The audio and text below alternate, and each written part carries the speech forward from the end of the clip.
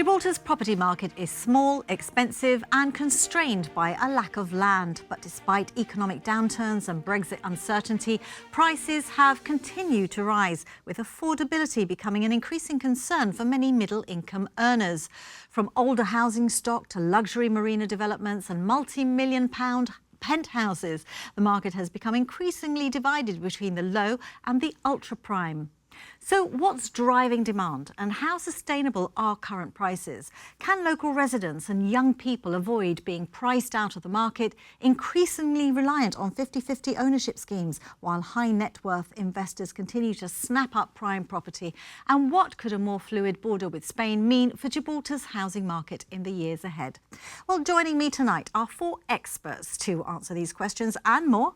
And we have the director and founder of Chestertons Gibraltar, Mike Nicholls, Director of Savills Gibraltar, Sammy Armstrong, Managing Director at BMI Group, Ros Montegriffo, and Legal Counsel at TNG Global, Daniel Herbert. Thank you very much for joining me. You have to live up to that introduction now, four experts, because I think many of us want to know what's happening with the market at the moment. Sammy, just give us a little overview, all of you, on how you see where the market's at the moment.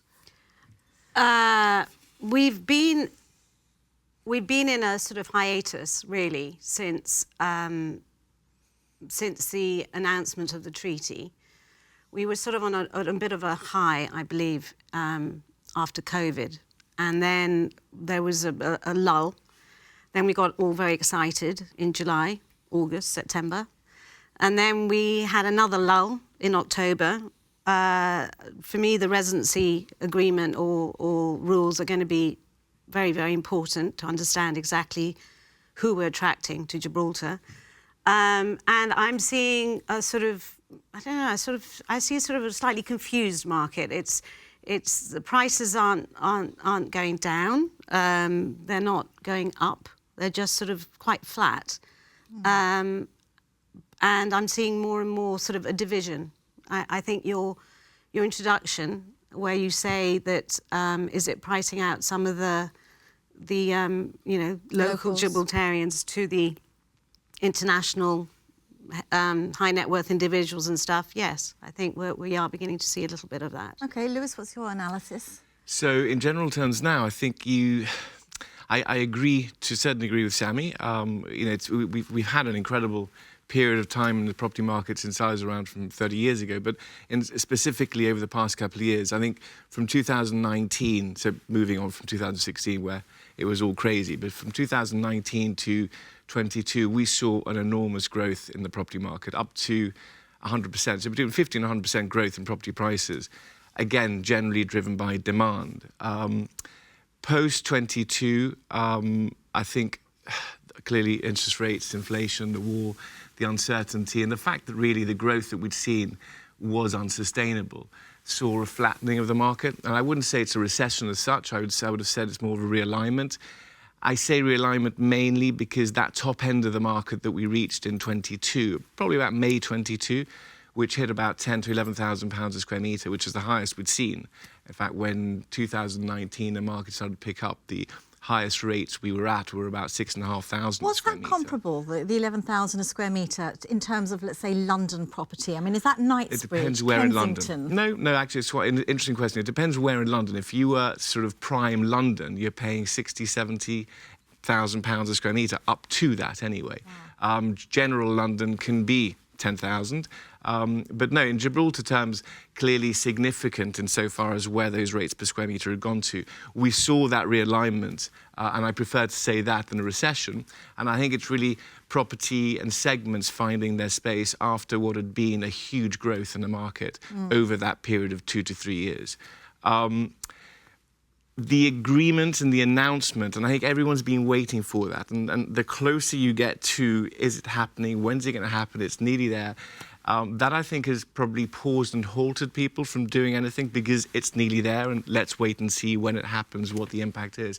That's also had an impact there. When it was announced last year, I think a lot of people expected things to suddenly boom and grow incredibly again. That wasn't really going to happen, but I think it was certainly a positive step forward. And I think insofar as the treaty, which was meant to have started in April, and hasn't, and now sort of gone into July, what we've seen towards the latter part of last year and beginning of this year, particularly the beginning of this year, is certainly a mood change. There seems to be more confidence. There seems to be a higher level of sales being done. And I think it's really anyone connected to Gibraltar, anyone who is in Gibraltar, is now in a position where they feel this is going to happen, and where they feel a little bit more confident about going for things. OK. All right, let's get your analysis, Mike. So the treaty has put Gibraltar on the international map more than it was before. There was huge interest last year. Then the government closed the door on 6th of October. So we're in a waiting period. I think everyone's hugely excited, not just property market, the whole market, about having some certainty. We haven't had certainty in Gibraltar from a business perspective for 10 years since the Brexit vote. So if certainty starts 15th of July, then it's a whole new landscape for Gibraltar across the board, not just property. So what we need are the new residency rules, as they've already said. And those new residency rules will be the government has a lever. They can determine via the residency rules whether 500 people want to come in or 5,000 people want to come in. If they make it easy, more people want to come in because it's an attractive environment. If they make it challenging, less people want to come in. And the number of people come in determines the demand and the supply dynamics of the market. So, yes, we can't wait for certainty. We're on the cusp of something good. Let's see what the residency rules say, because that will determine the future property market. OK, and Daniel, you come at this from a different perspective because you are a legal counsel for a developer, a major developer. Yep. I would say probably the biggest developer in Gibraltar, TNG Global, rather than from the estate agent. So you are creating these homes. How do you see the market from your perspective? Because you are building, TNG Global is building over 1,000 homes on the east side, and we've also got Elysium Bayside, yeah. I mean, I think I agree with the experts here that the market is slightly flat and stagnant, and people are waiting for announcements from the government to see if they will come here or invest here. But for developments that are being done, there is a lot of other developers who are also developing in Gibraltar, and I think the market is competitive. And when you look at the off-plan developments, the people who are looking to buy there are more investors into the market rather than people who may want to come into Gibraltar right now to take the benefit of the treaty. So, some of these developments will be completed in 3, 4, 5, 6 years, depending on where they are.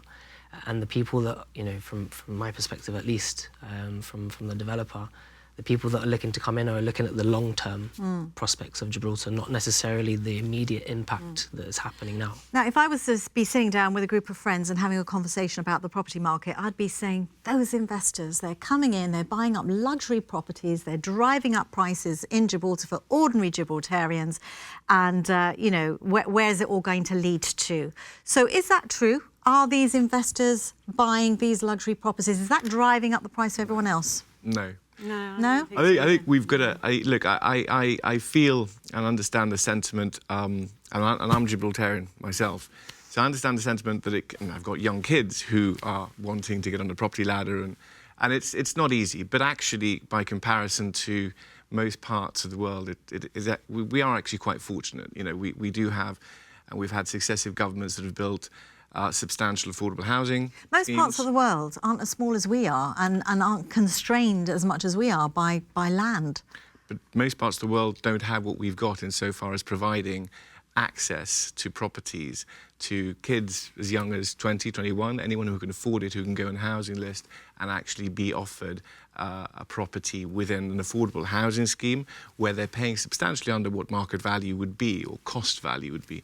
So I think we need to understand that. That's not to say that there are people who aren't suffering, but I think we need to understand that we are, I think, quite fortunate over and above many other European countries and cities. Insofar as the divide, we also are very careful, particularly with high-value clients, and this has been the case for the past 20-odd years, that we don't allow high-value clients, Cat 2s or others, to purchase in properties which would otherwise be for locals. So there are properties that high-value clients just cannot buy in Gibraltar. And that's not just affordable housing. But if I was a it's cynic, others. I would say, because that's where the money is, you know, the high-value clients, prime land is being used to build for them rather than the affordable housing. If I was a cynic, that's an observation I might make. I mean, And- what does... Sorry, Mike, go ahead. Yeah. So a couple of points. One, it's the government who build and develop the local property market properties. So it's at their behest whether they build 1,000 this year, 2,000 or 3,000. They're financially constrained, but they're the ones who are in charge of the supply of the local property market. That local property market, loads of countries would love to have that. Imagine if the UK could say to all these new people coming in, no, you can't live in half the properties there. What Gibraltar has is cherished. And it's interesting, it's something you say, that Mike's actually mentioned thousands. We're not talking about hundreds, we're talking about thousands of units that are being built consistently. The last, I mean, Hassan's Tercentenary is over 1,000 units. There are, I think, another 1,000 units now nearly ready to complete. Now, you know, you will always have Gibraltarians open to buying this, and it's great that we've got that. But I do disagree with the point of, you know, we are entertaining high-value clients coming into Gibraltar who would otherwise be taking away property from Gibraltarians. I think we need to understand different sectors in the market. The other point, though, is a lot of these investors, if you take what TNG are doing, there are not many local people who will buy off-plan on the hope that the property may be ready in 3 years, 4 years, 5 years. They've got to have a 30% deposit normally to do that. That's beyond the reach of most. So therefore, the investors actually enable property development in the private sector away from the government sector. So unless investors come in to buy those initial properties, the private developments are less likely to happen, and therefore there'll be less of them, which will drive up prices more. So investors of the off-plan variety enable developments, increasing the supply, which maintains a certain price. And interesting, TNG Global, with the East Side development, there's a commitment to build affordable housing there. So that could be a feature perhaps in future developments. It has to include affordable housing. So on the East Side, there is a commitment to build around 120 affordable houses as part of the whole development. And, you know, my personal view is that, you know, going forwards like they do in London, you know, there can potentially be obligations introduced where a developer has to have, you know, a small percentage of those apartments available for affordable locals, effectively. Because otherwise, I do agree that, you know, some locals will be priced out of Gibraltar. I know you're not here to speak for TNG Global. You're here as a property expert. You're a property lawyer. But are you able to give any update on the East Side development, how things are going? Because it's a 10-year plan, so it's always going to take a while. But the deal was signed in 2021, so we're now 5 years on. Yeah, I mean, I'm not involved in the operations or commercial aspects of what happens at TNG. Obviously, as everyone can see, the amount that is there is decreasing. Part of the reclamation is done, and they're currently working on the protective arm that is supposed to go round. In terms of the affordable housing that's supposed to be built, there's an obligation to do that, and I'm sure there'll be announcements soon. Yeah. Let's talk about land scarcity then, because we know that there is going to be another reclamation project on the other side of the Rock, Harbour Views Promenade. That was announced, I think, last year. Are we increasingly going to have to look at reclaiming land to build Always. properties? It's- Or going up. Yeah. Going up is also... Yeah, we are getting higher now, We're aren't getting we? higher, which I Obviously, think that's is... one of the drivers of the price as well, is the land scarcity, because, you know, we have a limited amount of land and we can either build out or build up. We're doing both at the moment, but that's not sustainable forever. Can we just rewind before we touch on really important issues that you've brought up about the residency rules and also the treaty, which we will come to. Let's just rewind. I think there was a property crash. Was it in the 90s? There was, I think, the property crash. But nothing since then. We've been very resilient since then, haven't we? We had 89, 90 to 92, which affected Gibraltar. It's interesting you mentioned that, because that recession or crash was during a time in Gibraltar. Again, it was a worldwide crash, which obviously we all heard about, and affected Gibraltar. What's interesting about that, and you mentioned that we haven't really had property crashes since then. We've had some dips here and there, is that Gibraltar in 89 didn't really have an economy. It was mainly driven by MOD and tourism. And therefore, the impact was one that hit us because of the external factors. When we've then had recessions, worldwide recessions, the most recent one, big one, 2008, the credit crunch, it didn't really hit us in a big way. Why is that? Because we had an economy. Because we had an economy that was... But it hit everyone else. Yes, and because we had an economy doing well, and actually we had no bank repossessions either. I think banks have generally always been quite cautious in their lending.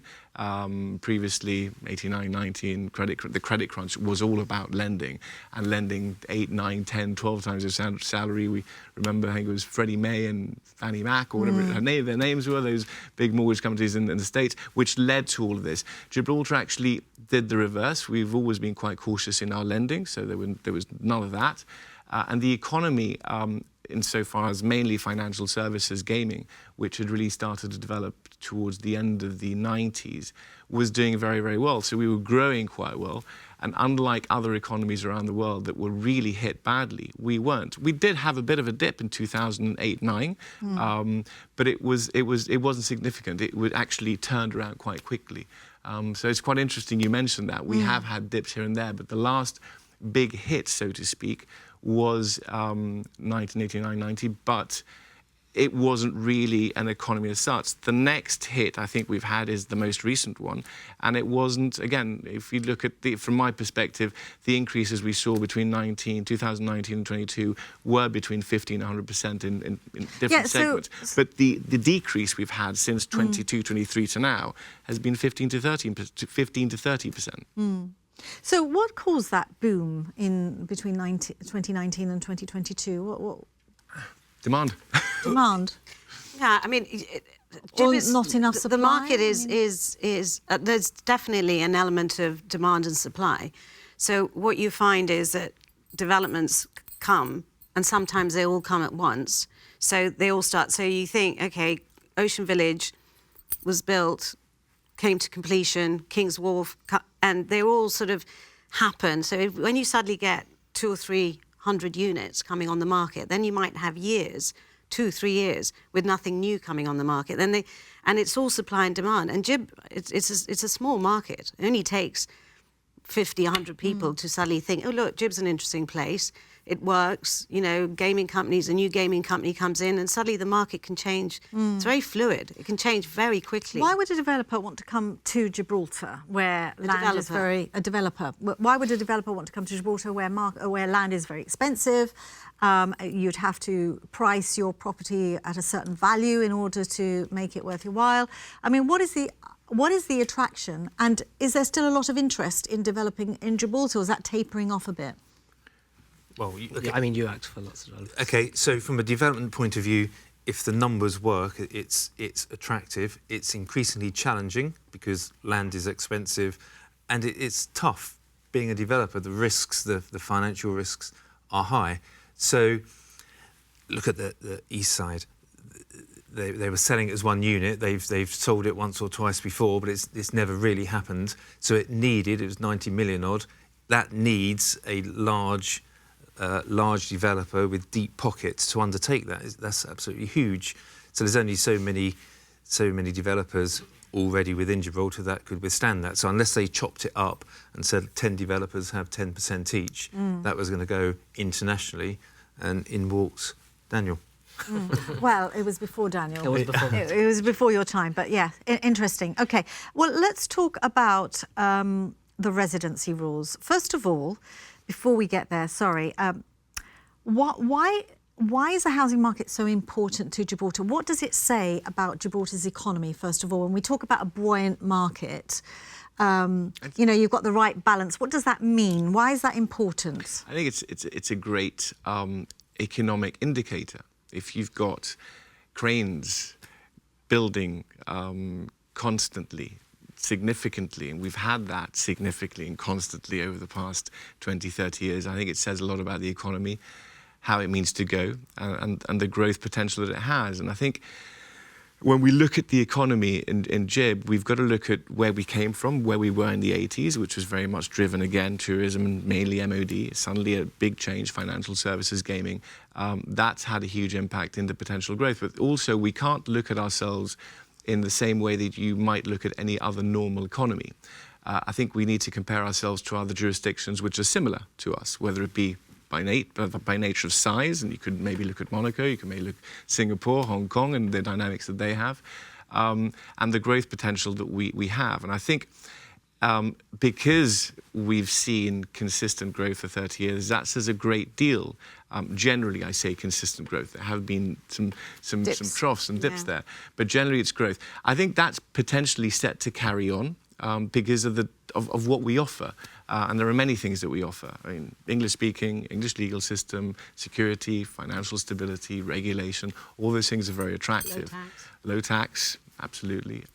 So I think, you know, what we need to look at ourselves slightly differently to maybe how we would see other not jurisdictions, other areas, compare ourselves to other jurisdictions, how they've grown and what they're doing.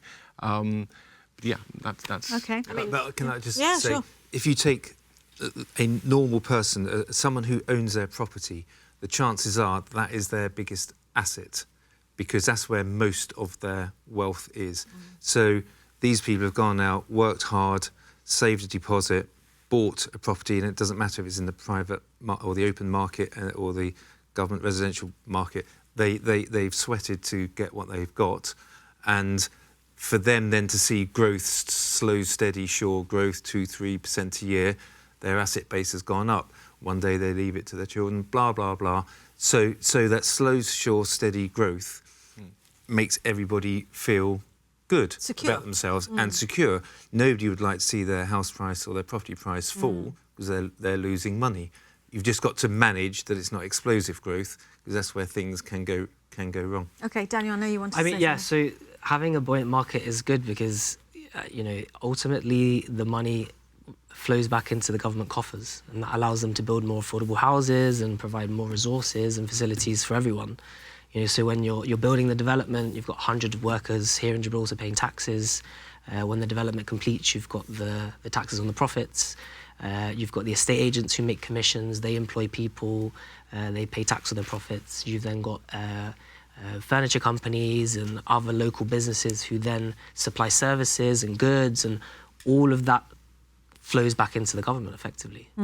OK, well, we've got plenty more to talk about, particularly when it comes to residency rules and what happens with a treaty and an open border. You said that, you know, we've not really seen any sort of dipping under the market at all, but a lot of people are wondering what's going to happen when the frontier opens and whether prices will equalise. But we will tackle that after the break. Join me in just a couple of minutes.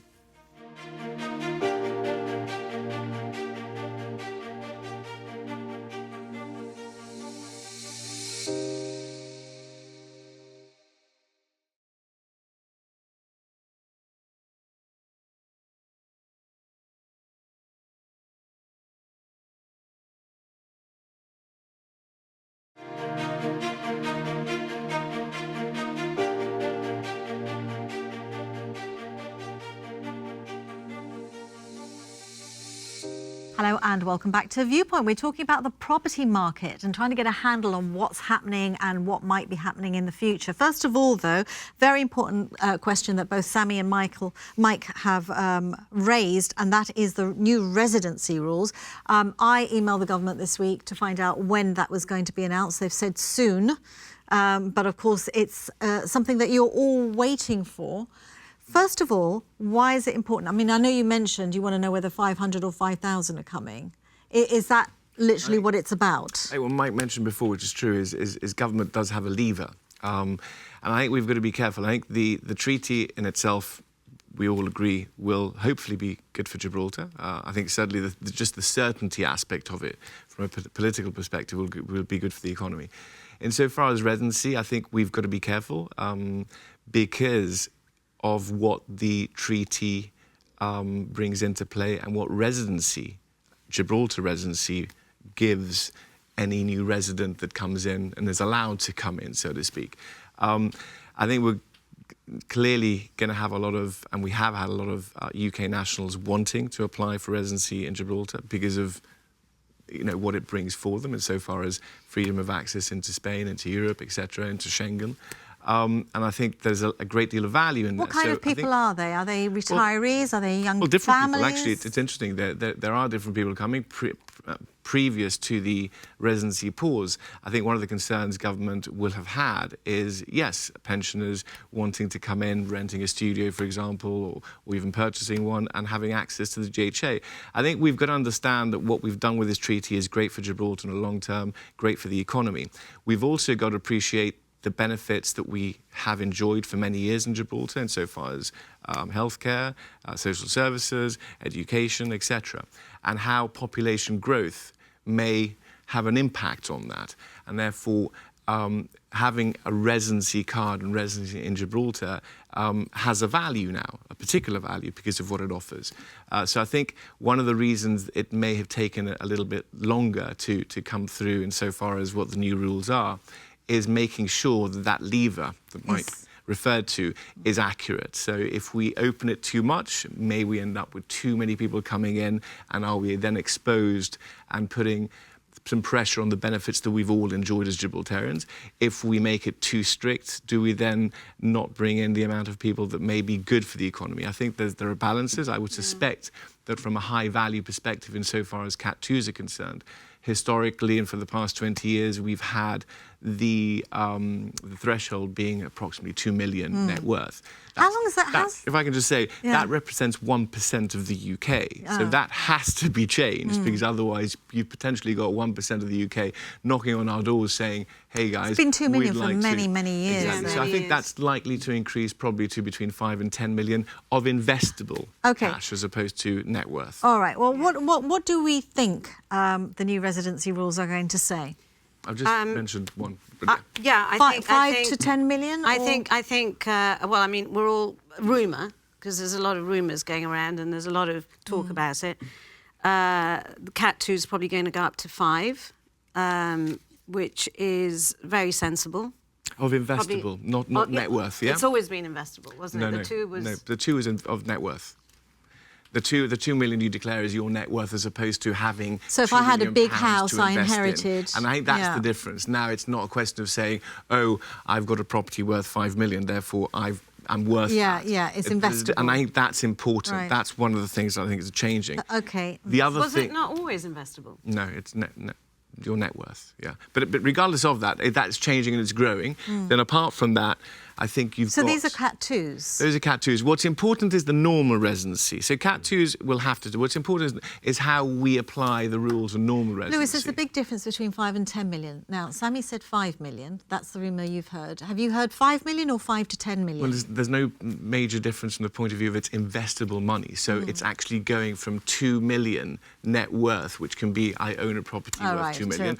Over whether 5 it's 5, million. 6, 7, 8 or 9. As long as it's over 5. It's investable money. Okay. But the key thing, I think, Ros, is the normal residency and how we manage that, because that's where the volume to a certain degree could come in, and that's where I think we've got to be quite careful in how that's managed. How government's doing it, I don't know, but I would imagine they're going to be quite strict as well. Well, Sammy, have you heard a rumour about the I normal? have heard rumours. What have you heard about the normal residents? They're going to have an age cut-off, which is not unusual. You know, you get that in a lot of countries. In Australia, you're very welcome if you're under 35, and not so welcome over that. I'm told there's going to be a cut-off at probably about 55. 55. Okay. You're going to hopefully come over with a job. The job level is around the 38,000. And I mean, it's and I understand that policy. It makes sense. at least you've got sort of a good 5 years of PAYE and giving back to the community before you retire at 60. And it's tricky. I mean, I think it's been very frustrating for us not having residency, but I understand the dilemma the government have been in, because you do need to get a balance. GIB is so small that if you don't get the balance right, and you suddenly end up with 200 retirees, and you're in trouble. Suddenly, the infrastructure's all gone. I believe we're all going to have to get. Anyone coming in will have to get work permits, whether you're English or not, or any European. So the English are going to be treated. British will be treated like any European. Non-EU. Non-EU. Yeah, I mean that's the rumour I've heard up to now. Okay, let's see if Mike's heard any rumours. Okay, so I think that they're relatively well versed along the streets of Gibraltar, so they're in line with what we've heard. The issue I have there, well, first of all, understand that government only wants net contributors. There's no point. We could talk about PLC. There's no point having people coming in who are just going to be a scourge on our public services. So fully understood. So how do you therefore define that lever? And my concern over what Sammy has said, and it's the same rumours as we've heard, so I agree with her, is that we're going to not allow in the younger British people who on day one do not earn 37,500 because you've got to start somewhere. So if one of our gaming companies, and our gaming companies are mostly UK focused, and they need people to manage the Grand National Gaming or what have you, and they want someone who's 25, 26 from the UK, they don't want a Norwegian who's living in La Linea, then on day one they're not going to earn 38,000. So therefore we're going to have if this is true, then we're going to have a lack of demographics of the younger variety of the younger. Could there be caveats? A lot of them, I mean, we know that 70% of staff in gaming companies already live in Spain anyway. That's true, but the new ones. So new British people can't live in Spain. So if a gaming company wants to let me finish, if a gaming company wants to employ someone doesn't matter their age, on 26,000, but let's assume they're younger, because that's if somebody's at age 25 earning 26, you would hope that they will earn more and more and more. Yeah, of course. And so you're not going to be able to give a career to a new, younger British person who's not allowed to live in Spain and may not be able to live here. So, roll forward 2 years, if this is true, and, who's having a beer in an arena on a Friday night, for example. You mentioned gaming, but there are other companies, there are other startups as well. So how do you get around this? I was actually going to ask Mike, because I think he may know. So do we know for a fact that ultimately UK nationals with jobs, guaranteed jobs in Gibraltar, gaming or financial services, who may actually not even be able to afford to live in Gibraltar, can't live in Spain? There's no right for them to live in Spain. But my question is, I'm not suggesting that you know. I would question whether there's some margin into government or someone looking into the fact that there are going to be a lot of young British nationals who will want to come and work in gaming companies in Gibraltar, and gaming companies who will want these young British nationals to come and work for them, and whether or not, as has been the case, they can live in Spain. Well, today the rules are that they can't. But they can't. The question is whether that might be a way. Could be preventing them from moving here. So, based on the fact that we could be saying in Gibraltar that if you're a younger earner, then you must live in Spain, which means that you must already have lived there. British already have lived there before the withdrawal agreement, or European now. For the benefit of viewers, is that you can't live in Spain? Is that to do with the rules? Essentially, the treaty You'd have rules. to become a Spanish resident, wouldn't you? You can't. So you can't be a Spanish resident and work in Gibraltar. I mean, you can be a Spanish resident, but you can't be as a UK national coming to Gibraltar, working in Gibraltar, and living in Spain. Right, and this is under the new I would treaty rules. I would question whether that may have been or may be looked into, because I do think that there are certainly, I mean, these gaming companies, financial services, will have Europeans anyway. That's not an issue. Europeans, They're fine, so they can live in Spain. It's the Brits. And it's the Brits. Withdrawal It's the agreement Brits. is So not what Yeah. percentage of them, and therefore, is there margin, or is there already something, being looked at? insofar as Mike rightly says, That hasn't been announced young, yet. Young. Yeah, I mean, I think there'll be.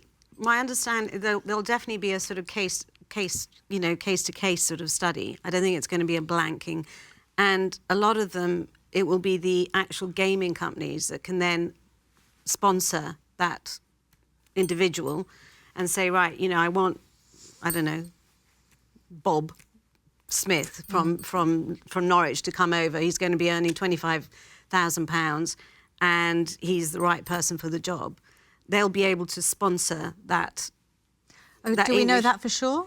I don't know anything for sure, but I'm sort of, that's more or less what, Okay. I've heard. The right way, or not the right way, a way for Bob Smith from Norwich. I hope there's no one out there called Bob Smith There from probably Norwich. is. But a way for Bob Smith from Norwich to join a gaming company on 25,000 on the basis that one day Bob Smith will rise through the ranks Yeah. and be a great entrepreneur and employ loads of local people, is that you could argue if 38,000, the chances are you're going to pay 9,000 tax and 1,000 social insurance. And that's what the government wants. It wants them to be a minimum and a net contributor. So you could have a gaming company say, right, well, I'm only going to pay Bob Smith today 25, 26, otherwise I've got a huge wage inflation problem in my organisation. They could say, but we will pay the minimum 8,000 tax, 1,000 social insurance. So the government still get the minimum income. No, that's not No, Room. but that's a a Mike way. idea. Yes, a Mike idea. Not anyone else's. In but case anyone's listening. in case, yes. Yeah. Yeah. But what I'm saying, there's legitimate, potentially legitimate ways around it, because we don't, in my opinion, want to disadvantage younger British people coming over if there are genuine jobs and they're going to be net contributors and grow into great people. Yeah, I must admit it's something Could be that a I hadn't hole, actually it could be a appreciated. hole I hadn't actually in the market appreciated. that- Yeah, I hadn't actually Yeah. appreciated this. I mean, Daniel, what are your thoughts? I think what Lewis said is correct, that if you don't have a right to live in the EU, then if you're coming over from the UK, then you would have to live in Gibraltar. Yeah. I think there are developments that provide for studios, and sort of, I think those rental prices are coming down to maybe an affordable amount for someone coming for a low wage. But also I think it's important to note that just because, if you want to buy a property here, you don't necessarily have to come and live here. You can still invest in a property here. So the residency rules obviously do have an impact on the market, but people who are looking at Gibraltar as a potential investment or for the future can still buy a property here and have it as an investment and rent it out to people who will need to stay in Gibraltar. But the problem with that is that if you're an investor about to buy an off-plan property, when it's built 3 or 4 years' time, you're either going to sell it or rent it out. Currently, you've no idea who you're going to rent it out to, because you've no idea who's allowed in. Of course. So who is your tenant in 3 or 4 years, and who is your buyer in 3 or 4 years?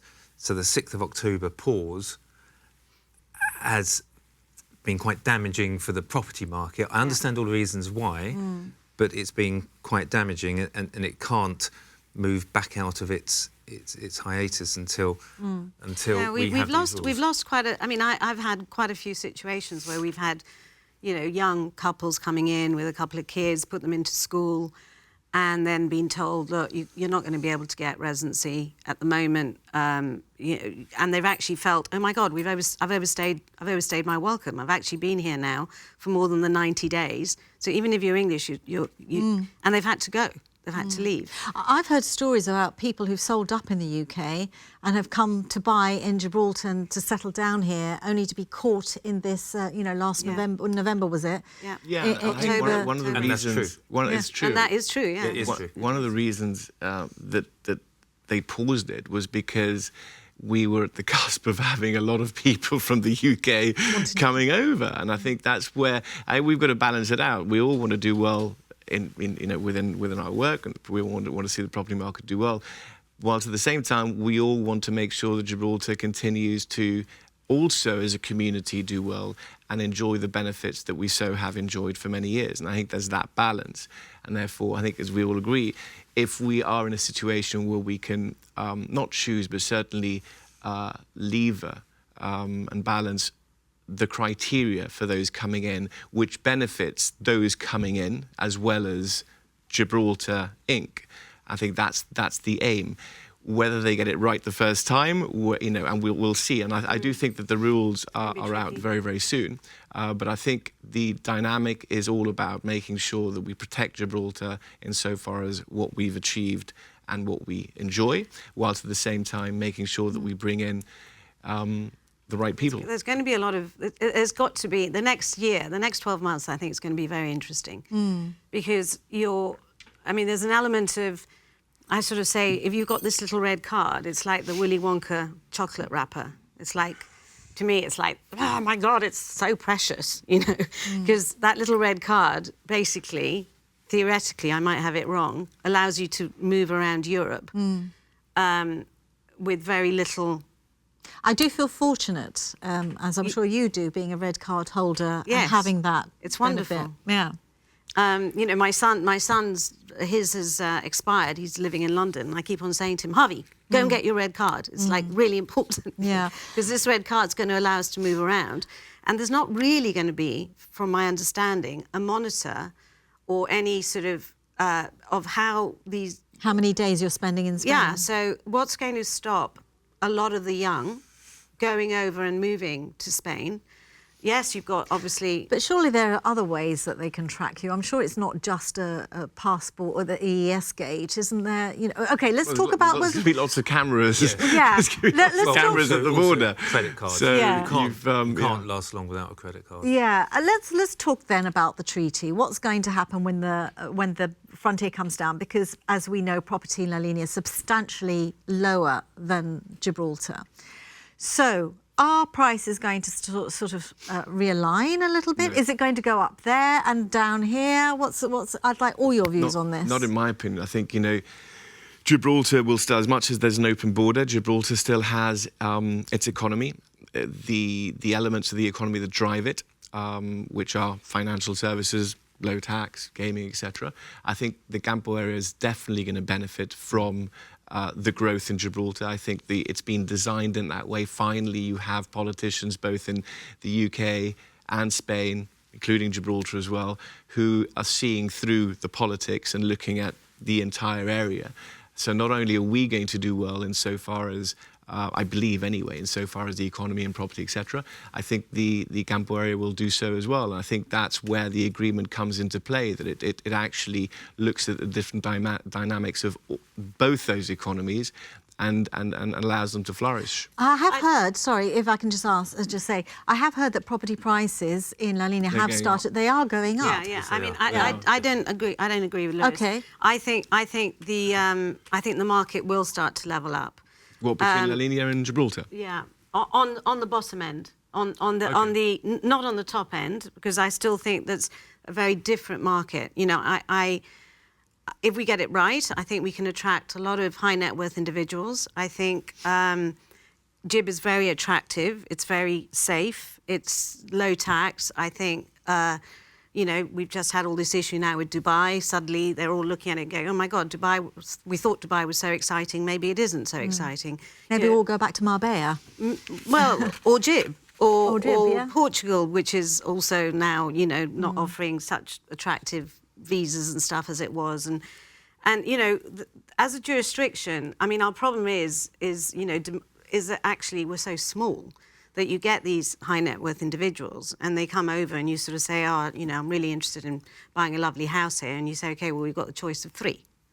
And it's limiting. So they end up by sort of saying, oh, is that it? And you go, well, yes, actually, there's 3 or 4 of that sort of. So, I think Gib will develop like that. And we will end up being sort of attracting that sort of calibre of people.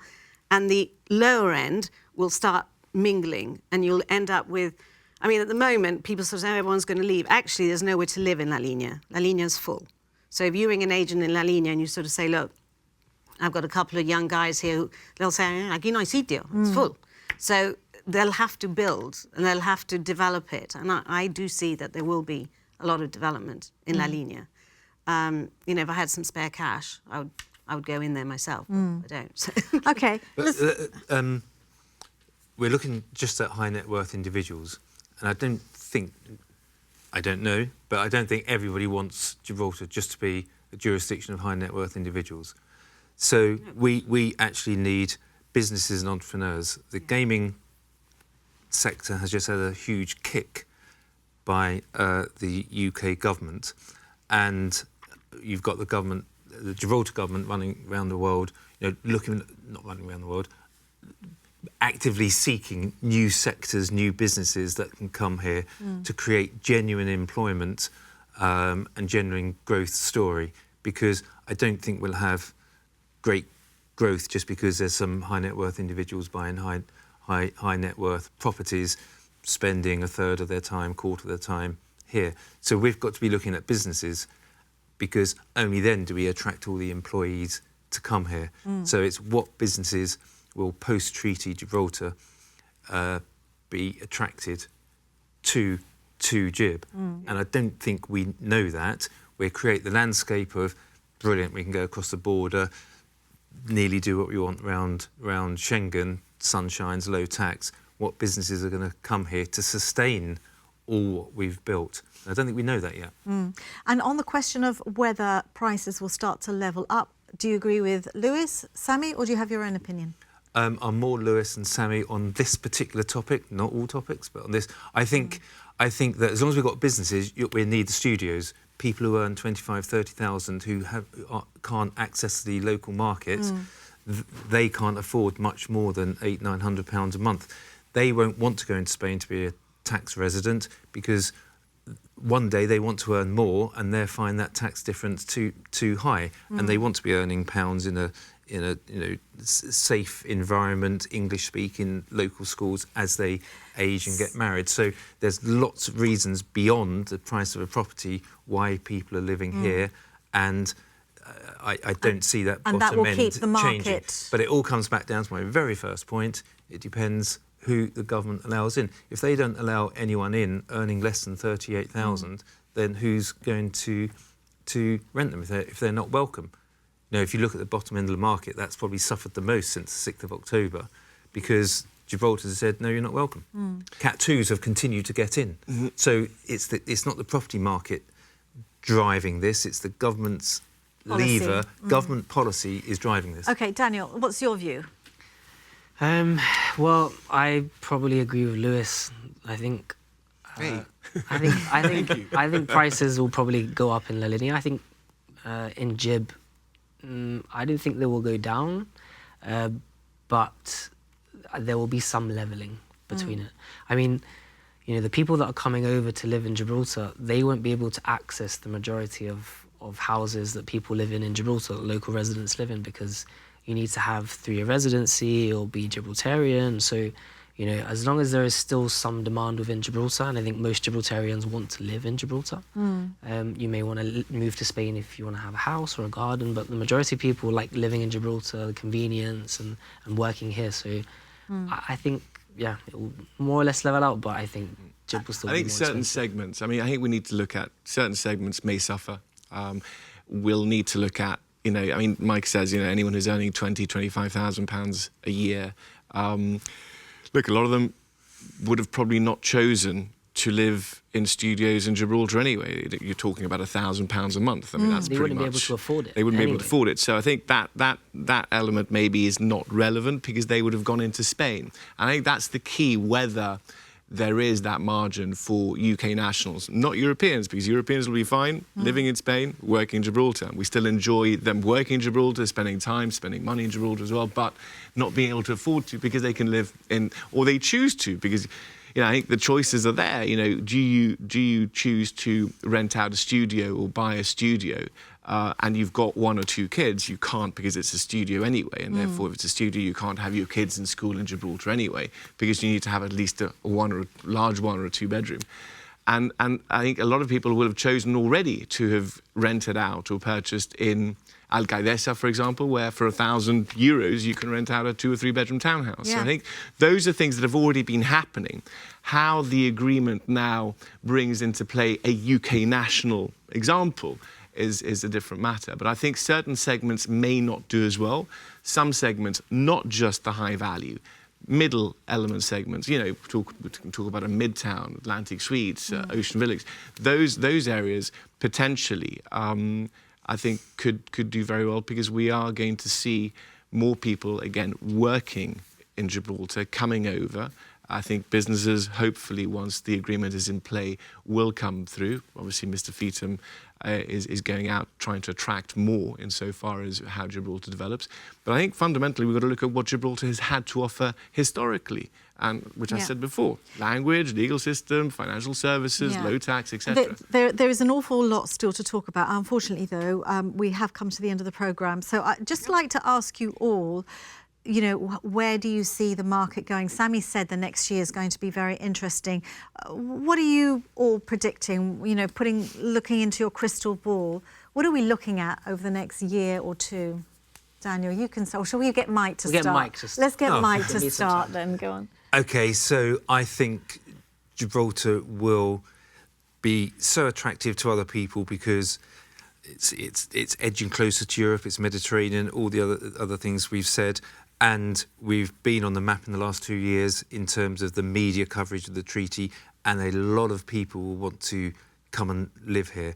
So I think it will remain one of the most beautiful places to live in Europe, if not the world. Therefore, there will be a queue to get in. The government will manage it with their lever, and I'm very optimistic that Gibraltar has a positive future in all respects. Let me put a very specific question to you, if I might, Daniel. Thank you, Mike, for that. In terms of developers, where do you see, will Gibraltar continue to attract developers? Maybe not all of the calibre of TNG Global, which is a huge global company, but will companies still come here and want to develop?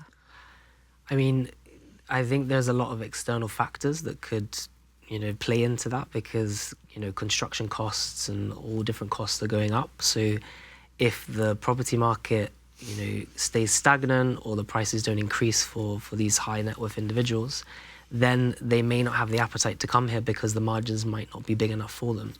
So it really depends on the external factors and how good the treaty is for the property market in general. Yeah, external factors. We haven't even touched on the war and fuel costs rising and everything like that. Sammy, what's your prediction over the next year or two? I think we're at a very pivotal point. I think the future in Gib's very exciting. I do think it's going to offer a lot that you can't get in many places in Europe.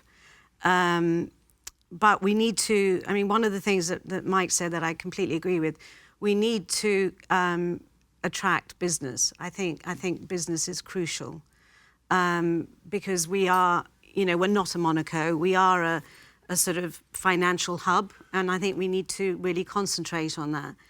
And I think in doing that, we also have to become sort of quicker, sharper.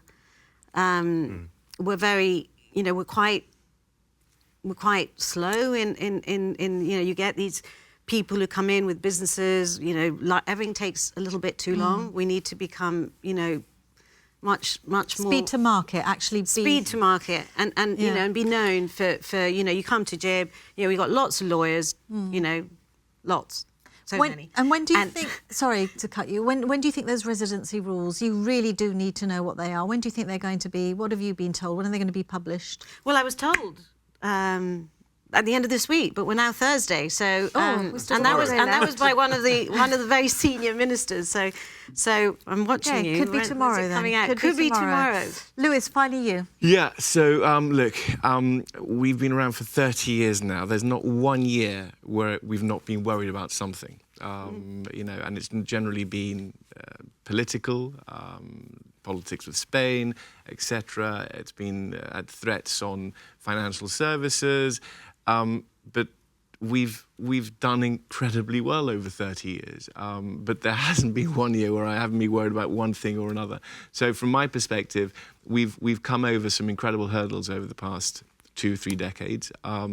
I think we continue to do so. I think if you went back to 2016 or before June 2016, where there really was no communication, if you like, between Gibraltar politicians and Spanish politicians, and said at that stage that after Brexit we'd have the Chief Minister, Attorney General, etc., Financial Secretary actually directly speaking to Spanish politicians about a future agreement for Gibraltar, no one would have believed you. So from my perspective, what we have had is a period of time where we've done enormously well. Rates per square metre, just to give you an example, back in 1998 were £450 a square metre. Today we're talking 10, 11, 12,000 or up to that. So fundamentally, if we look at our history, what we've done, I think the future's bright. But importantly, what we've got today that we haven't had for our history is certainty. Certainty to give to our clients, and I think the new chapter from that perspective will be only positive. Okay, very quickly, Sammy. Very quickly, Gib, I'm very excited about the future in Gib. One of the things that I feel is really, really important is that we keep we are British, and I have this vision of walking through the not frontier because it won't exist. And you're literally walking into like a sort of English village. So I want sort of Fortnum Masons and Harrods, like you get in the airport. And we need to create something that is very different to what you get in La Linea. Yeah. And all our retail, the whole concept needs to be more English than the English. We started with the cabs, which is great, the London cabs. And we need to keep on with that. A microcosm of England here yes, on the tip we need of Spain. to do that. Well, that's a lovely idea to end the programme with. Lewis, Sammy, Mike and Daniel, thank you so much for sharing your expertise, and I hope you have found it as interesting as I have. Thank you very much for joining me tonight, and we'll be back next week at the same time. Good night.